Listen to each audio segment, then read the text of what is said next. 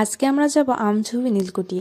এটি মেহেরপুর জেলায় অবস্থিত ইংরেজ শাসনামলের প্রতিষ্ঠিত আমঝুবি নীলকুঠি বাংলাদেশের একটি ঐতিহাসিক প্রত্নতাত্ত্বিক নিদর্শন। মেহেরপুর থেকে এটি অবশ্য 5 থেকে 6 কিলোমিটার পূর্ব দিকে অবস্থিত। তো আমরা সবাই মিলে রেডি হয়ে চলে আসছিলাম, তবে মা আর খালা আসতে পারেনি। মা রোজায় ছিল, যার কারণে বললো যে তোরা যা, আমরা ইফতারি শেষ করে আসবো। মানে আমাদের মামিদের বাসায় যাওয়ার কথা ছিল, যার কারণে আমরা ভাবছিলাম যে মামিদের বাড়ি অপেক্ষা করব আর মারা তখন আসবে। তো এখানে তার জন্য আমরা ভাবিকে ফোন দিয়ে ডেকে নিছিলাম যে সবাই মিলে একসাথে যাব, তো অনেক আনন্দ হবে। তো আমরা এখান থেকে ভাবিকে নেওয়ার পরে চলে আসছিলাম আমঝুবির দিকে।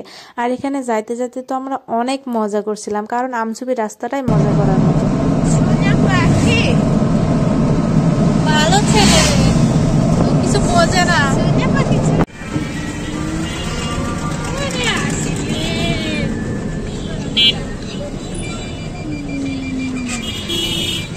যা ভেবেছিলাম আর কি। আসলে আমঝুবি নীলকুঠি এটা সকাল 10টা থেকে বিকাল 5টা পর্যন্ত খোলা থাকে, তারপরে বন্ধ। তো আমাদের যাইতে যাইতে একটু দেরি হয়ে গেছিল, যার কারণে আমরা ভিতরে প্রবেশ করতে পারিনি, কারণ গেট বন্ধ করে দেওয়া হয়েছিল।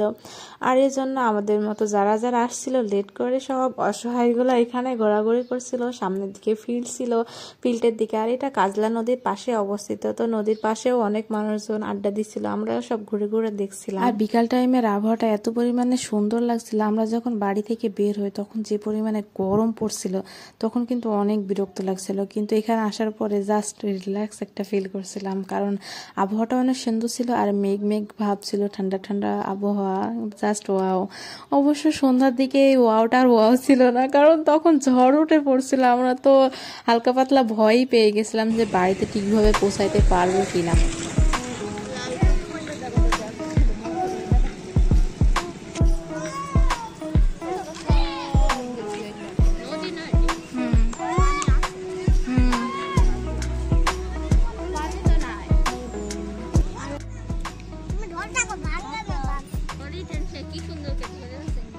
চশমাটা খুব পছন্দ হয়েছে, কি ঠান্ডা ভাবি আসছিল না, পরে চশমাটা দিয়ে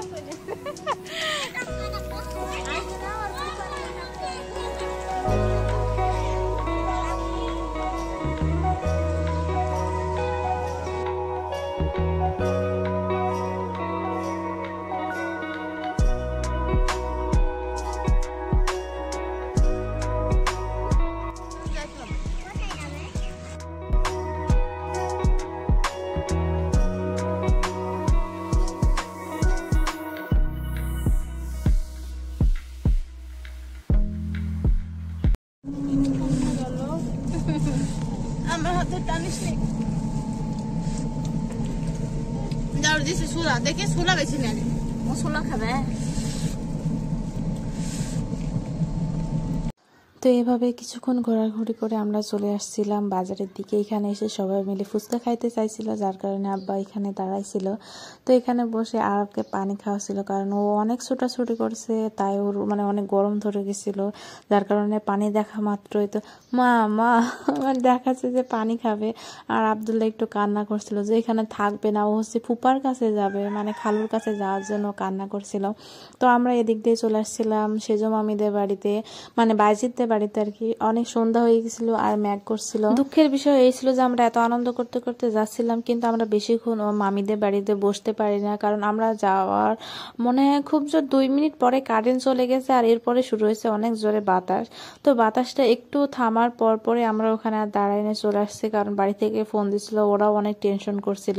তো আসার পথে এখানে যখন বাতাস হচ্ছিল, আম পড়ছিল, এত জোরে জোরে আম পড়ছিল, আর আব্দুল্লাহ তো গাড়ির ভিতরে বসে তো সেই এক্সাইটেড, ও লাভবে, আম কুড়াবে। ও বলছে আমি কখন এভাবে আম কুড়াই না, আমি লাভবো আমি লাভবো। পরে মামি দাঁড়াইতে বললো, আব্বা তখন এখানে দাঁড়াইলো, আমি সব নামছিলাম। এত বড় মানে আনন্দ লাগছিল যে কি বলবো।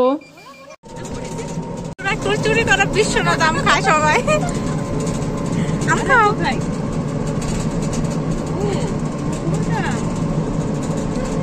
সবাই আম খায়।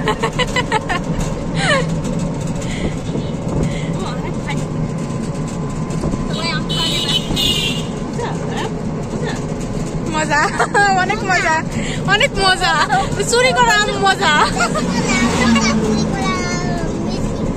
চুরি করা মিষ্টি। এদিকে আগে নাও, নাও, দাদি দাদি আমি আমি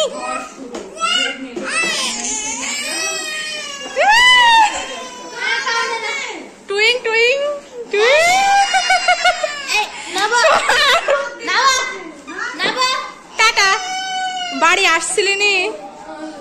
বেচারা মামু, একে জ্বালাইতে আমার বেশ ভালোই লাগে। আরো বাড়ি এসে আগে গাড়িতে উঠেছে, কারণ আমি বলছিলাম যে আব্দুল্লাহ তোমার গাড়ি নিয়ে নিস। এখন দেখো কত খুশি।